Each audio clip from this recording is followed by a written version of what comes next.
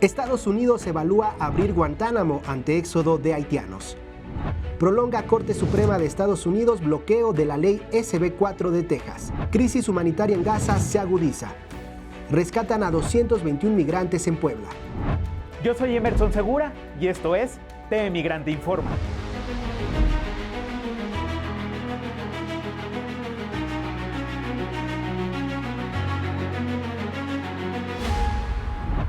Haití se encuentra atravesada por la violencia, la inestabilidad y la pobreza. Aunque fue la primera colonia de Latinoamérica y el Caribe en independizarse en 1804, Haití sufrió desde su nacimiento el acoso de potencias como Francia o bien los Estados Unidos.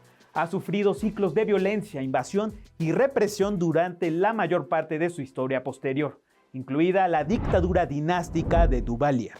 En años recientes, el asesinato del presidente Jovenel Moïse en 2021 creó un vacío de poder que las pandillas han ido ocupando.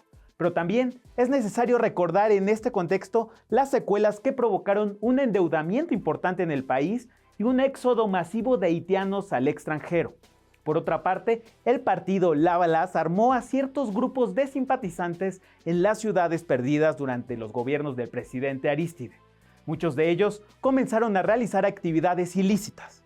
Y el terremoto de 2010 que vino a empeorar aún más la situación, ya que mucha gente perdió todo y comenzó una descomposición social importante que facilitó la expansión de las pandillas. Las cifras en Haití son alarmantes en educación, economía y seguridad. Alrededor del 80% de la población es analfabeta. Solo el 50% de los niños en edad escolar asiste a la escuela. 6 de cada 10 habitantes viven con menos de $2 al día y en 2023 más de 3.960 personas fueron asesinadas y casi 3.000 fueron secuestradas.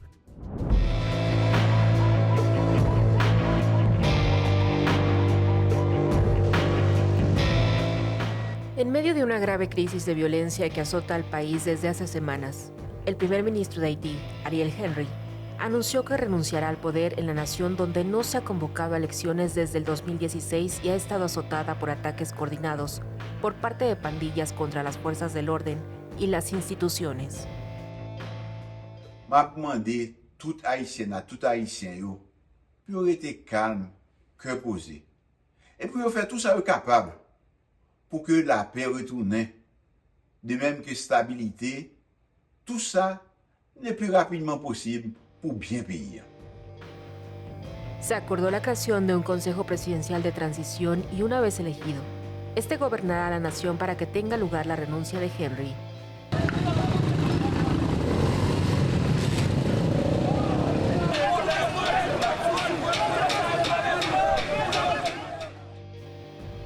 En los últimos días, grupos armados quemaron comisarías de policía y liberaron a miles de reclusos de 2 prisiones.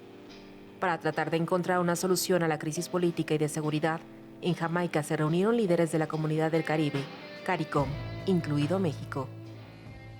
More Haitians have died in these 4 months of 2024 than in the war in Ukraine. CARICOM could not and will not stand idly by with these developments continuing to unfold. El secretario de Estado de Estados Unidos, Anthony Blinken, anunció una aportación de $300 millones.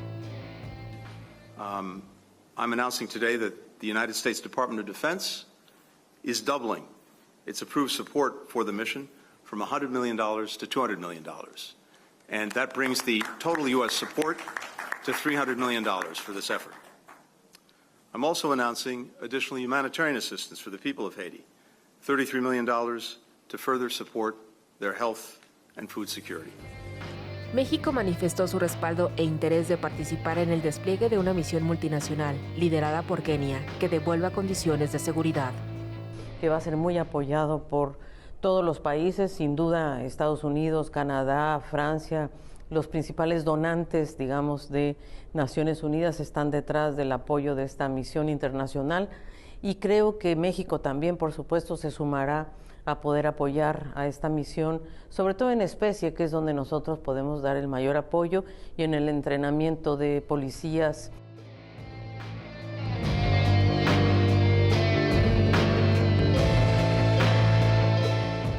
Marisol Hernández.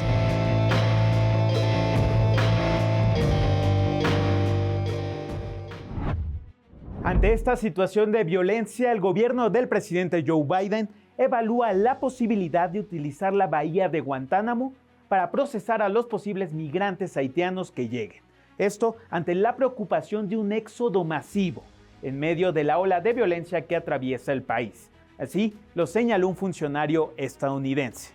Desde hace años, la bahía de Guantánamo en Cuba, ubicada a unos 320 kilómetros de Haití, cuenta con un centro de migrantes para acogerlos y procesarlos antes de devolverlos a una nación o bien a un tercer país. El centro ya se ha utilizado en el pasado para esto. En 2010, por ejemplo, el ejército de los Estados Unidos preparó el sitio para anticiparse a los haitianos que huían del país afectado por el terremoto. Hay que señalar que también ante esta ola de violencia, el gobernador republicano Ron DeSantis ha emitido una orden de despliegue de más de 250 agentes de policía y soldados en los Cayos de Florida. Esto en respuesta a lo que su oficina ha denominado una posibilidad de invasión por parte de migrantes haitianos que huyen de la violencia en su país. Esta orden equivale a casi 2 agentes por cada migrante haitiano repatriado en los últimos 5 meses y busca desde luego contener el flujo migratorio desde Haití hacia Florida. DeSantis, quien ya había enviado recursos a los Cayos el año pasado en un intento por bloquear a los migrantes, ha decidido intensificar las medidas de seguridad ante el reciente aumento de la violencia en Haití. La Guardia Costera de los Estados Unidos no ha observado de momento un incremento significativo de migrantes en las aguas de Florida. Aún así, la orden del gobernador Ron DeSantis incluye el despliegue de aviones y barcos para fortalecer la vigilancia en la región. Y en México, que es un destino y hogar de un número creciente cada vez mayor de migrantes, que ha ocasionado un aumento en la presión migratoria en distintos puntos de la Ciudad de México, sobre todo, hay que decirlo, de haitianos. Pues bueno, el jefe de gobierno de la Ciudad de México, Martí Batres, señaló un poco cuál será la respuesta del gobierno local ante este incremento de migrantes en la capital del país. Vamos a oír. Tenemos un punto que es el de la Plaza Giordano Bruno, complicado porque como está ahí la Comar, entonces atrae a migrantes que buscan el estatus de refugiado para permanecer en el país, aunque no todos tienen las características para que les den ese estatus, de todas maneras buscan hacerlo.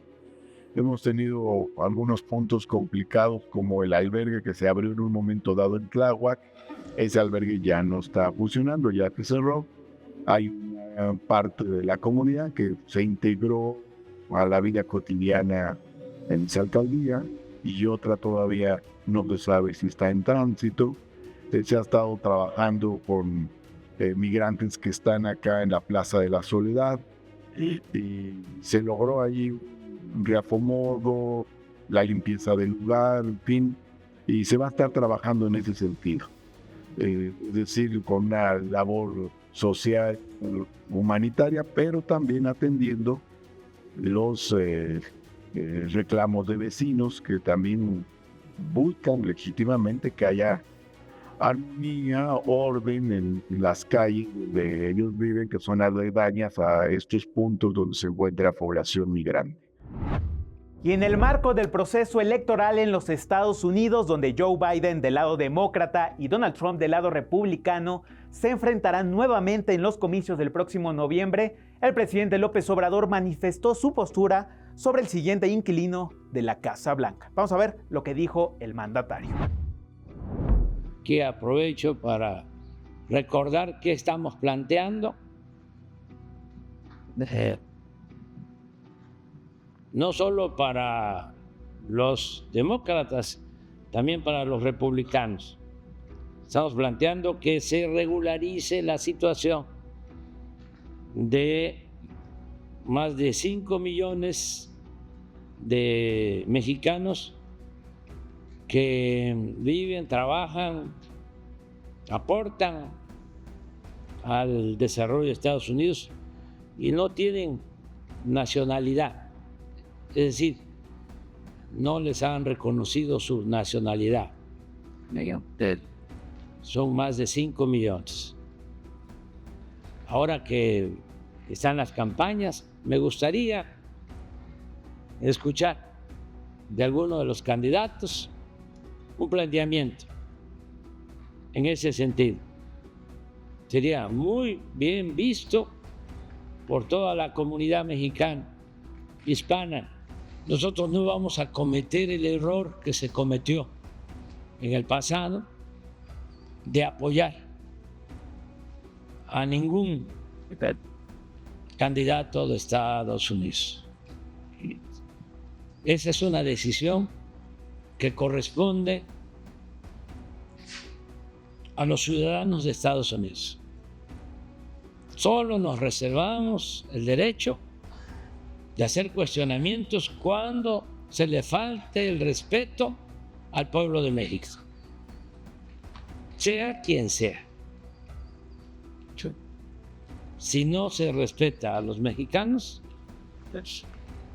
vamos a estar denunciando.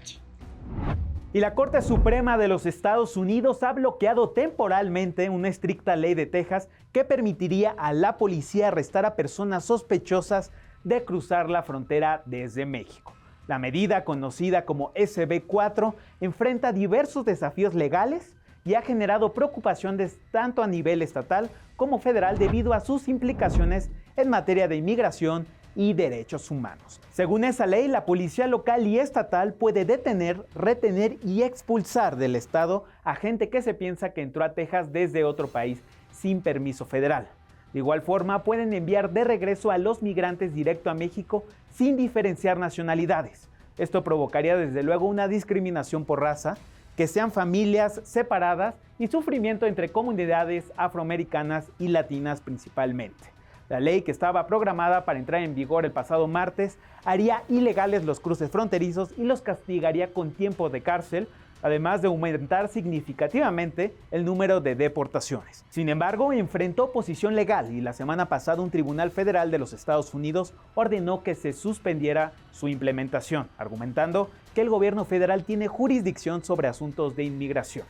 La controvertida ley, respaldada, hay que decirlo, por el gobernador republicano Greg Abbott, ha sido criticada por grupos de derechos civiles y la administración Biden, quienes la consideran una interferencia directa con la aplicación de la Ley Federal de Inmigración. Autoridades mexicanas han llevado a cabo un importante rescate humanitario en el estado de Puebla, donde fueron rescatados 221 migrantes, incluyendo 46 menores de edad provenientes de diversos países como Guatemala, Ecuador, Nicaragua, Honduras, Cuba y El Salvador. La crisis humanitaria en Gaza se agudiza y un primer barco con ayuda se encamina hacia Gaza. El buque de la organización no gubernamental Open Arms salió este martes del puerto Larnaca en Chipre. El envío se da a través de un corredor marítimo promovido por los Estados Unidos y la Unión Europea. Vamos a ver la siguiente parte. Bajo un sol abrasador, la esperanza se vislumbró en el horizonte. El primer buque con ayuda humanitaria llegó a la Franja de Gaza. El navío Open Arms llegó con 200 toneladas de alimentos, entre arroz, lentejas, atún y otros productos, equivalentes a 1 millón de comidas, así como agua y equipo humanitario. Partió del puerto de Larnaca, Chipre, y viajó a través del corredor humanitario abierto por iniciativa de la Unión Europea. Tras llegar a la costa gazatí, sus contenedores fueron descargados y rigurosamente inspeccionados por las fuerzas israelíes, que además aseguraron la zona.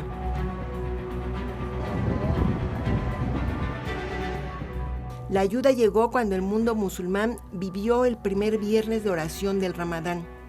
En Gaza rezaron junto a los escombros de las mezquitas.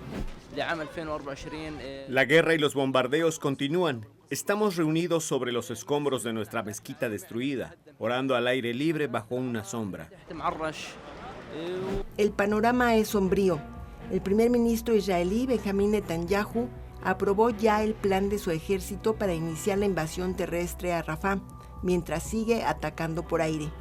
Además, rechazó la nueva propuesta de Hamás, que incluía un alto el fuego y la liberación de rehenes mujeres, niños y personas mayores a cambio de unos 1,000 prisioneros palestinos.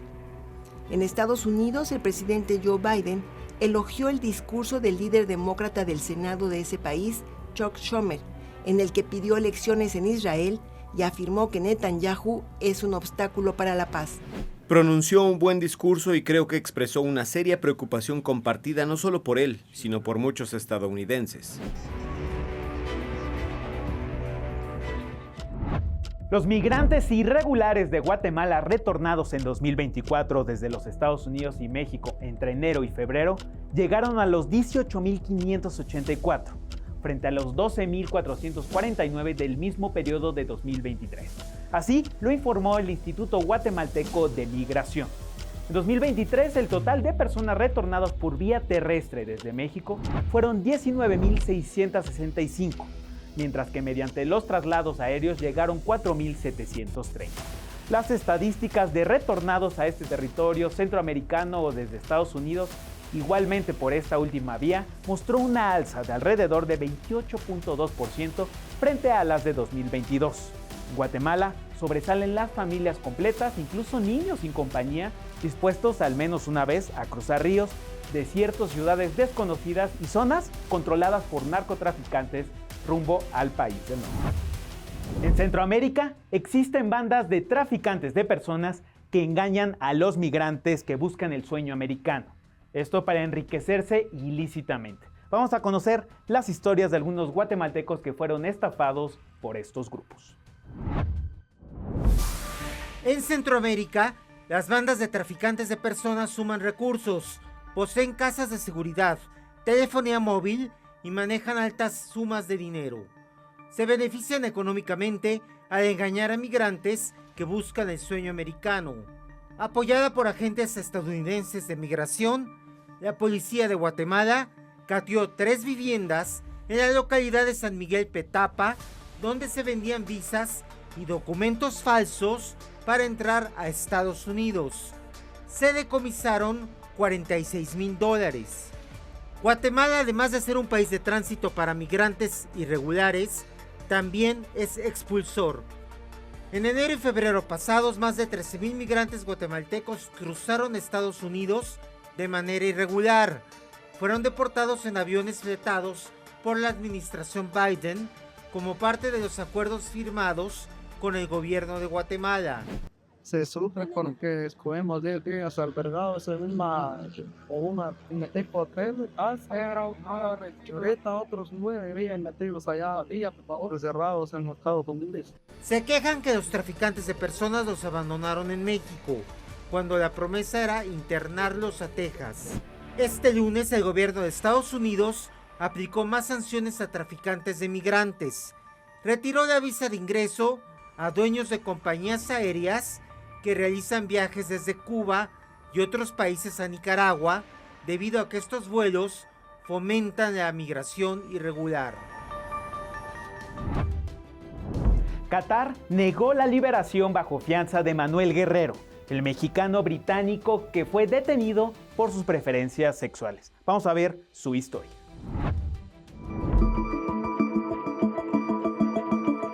El mexicano Manuel Guerrero permanecerá por lo menos un mes más en prisión provisional en Qatar, después de que las autoridades rechazaron otorgarle la libertad bajo fianza. Ya se impugnó esta resolución, es decir, se interpuso la apelación. El día domingo tenemos otra audiencia que probablemente sea más o menos en los mismos términos que esta, muy breve, brevísima diría yo, y posteriormente al día siguiente, el día lunes, tendríamos respuesta.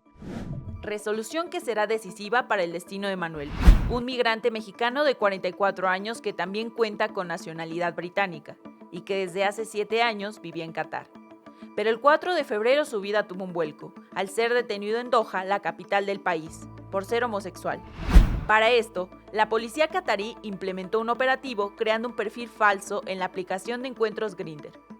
Tras acudir a una cita concertada usando como gancho a un hombre marroquí, Manuel fue arrestado junto con su supuesta cita y ambos les plantaron un cuarto de metanfetamina para inculparlos.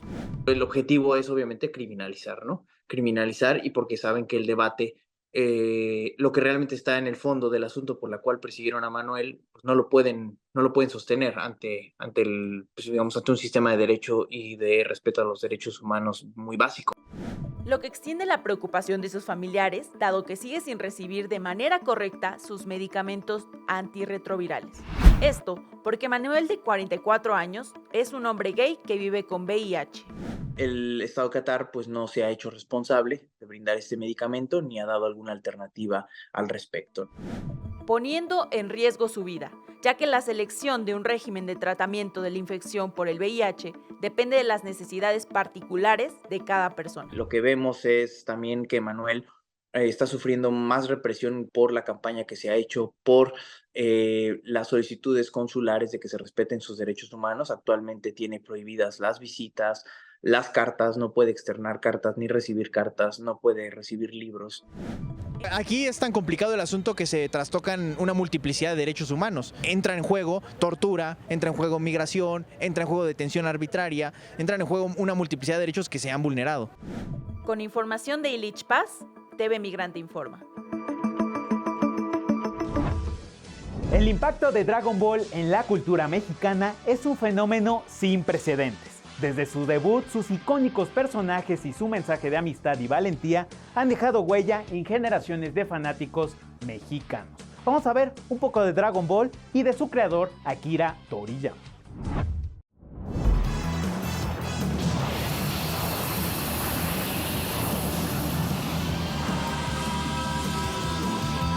Dragon Ball ha trascendido generaciones y fronteras para convertirse en un fenómeno cultural arraigado al corazón de millones de fans, y este es el caso de México.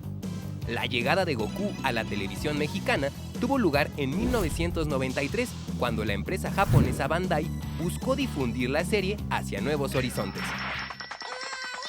México se convirtió así en el primer país latinoamericano en transmitir Dragon Ball, que por aquellos años fue doblado al español con el título de Zero y el Dragón Mágico, mismo que terminaría por alejar a la audiencia en aquel momento.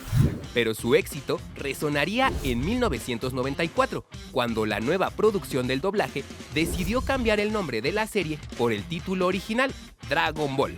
Desde entonces, la popularidad de la saga en México ha ido en aumento.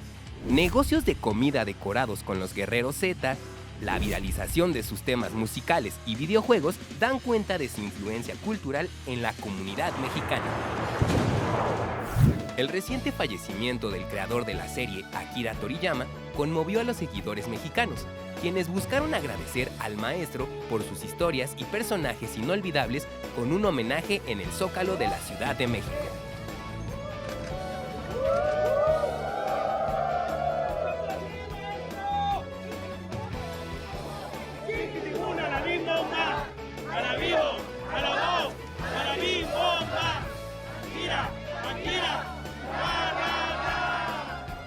No cabe duda que la obra de Toriyama está rodeada de valores como la amistad, el esfuerzo y la superación personal, mismos que resuenan profundamente en la audiencia mexicana, demostrando que para ser un guerrero o guerrera no existen barreras. TV Migrante Informa. Muchas gracias por estar en TV Migrante Informa. Yo soy Emerson Segura y no se pierdan nuestro contenido en MX Plus y desde luego en Canal 14. Hasta la próxima.